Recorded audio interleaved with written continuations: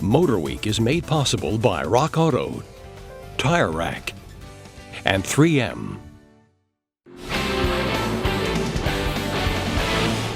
The recession and rising gas prices has prompted luxury car builders to conjure up new entry-level models that are even more entry-level than ever, both for boomers with diminishing 401ks and for young professionals who aren't making as much money as they would have a few years ago.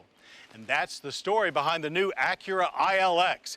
It's based on the ever-popular Honda Civic. But does the ILX offer enough extra to make buyers take that luxury car leap?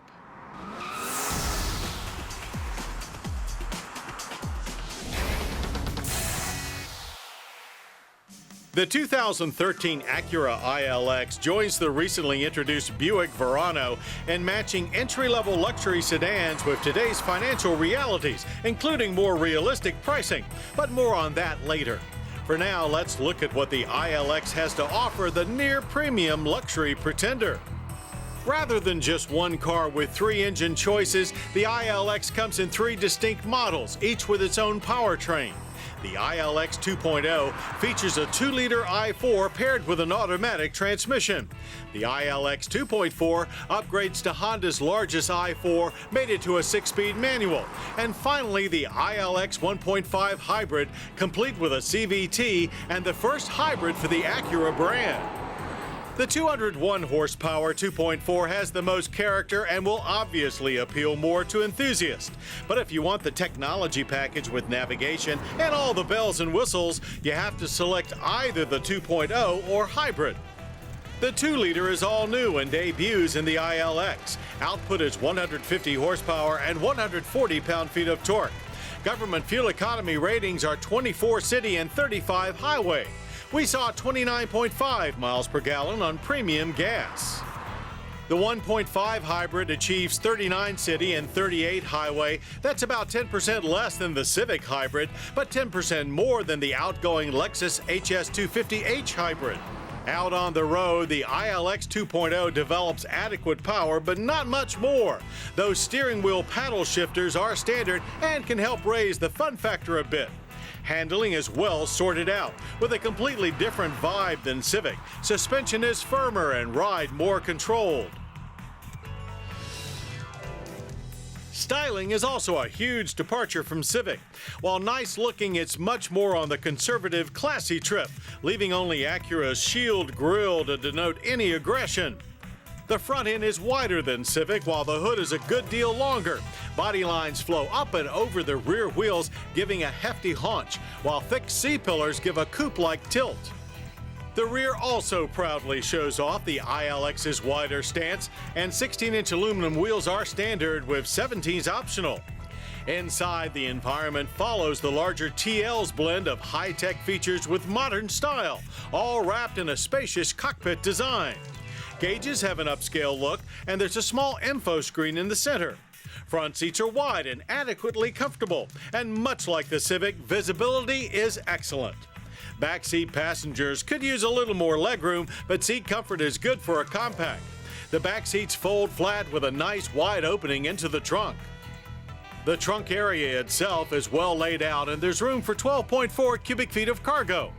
The standard ILX comes very well equipped with keyless entry, push-button start, moonroof, and iPod connectivity. The available premium package adds heated leather seats and backup camera. Besides navigation with Acura Link traffic and weather, the technology package upgrades the sound system to 365 watts. At our track, under clear skies on a picture-perfect day, we navigated our ILX 2.0 to the end of the quarter mile in 17.2 seconds, cruising along at 84 miles per hour. While those numbers won't impress many, a 0 to 60 time of 9.3 seconds is more than adequate to get you up to speed on your daily commute. Bringing the ILX to a halt from 60 takes 132 feet, however. Not unacceptable for a luxury car tipping the scale at just under 3,000 pounds, but we'd like it to be shorter. Pedal feel is also vague and travel long.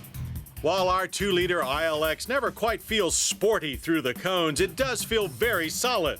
The electric power steering is quick and smooth, while the McPherson strut front and multi-link rear suspension, along with front and rear stabilizer bars, kept things relatively flat. Yes, it handles like we would expect from Acura.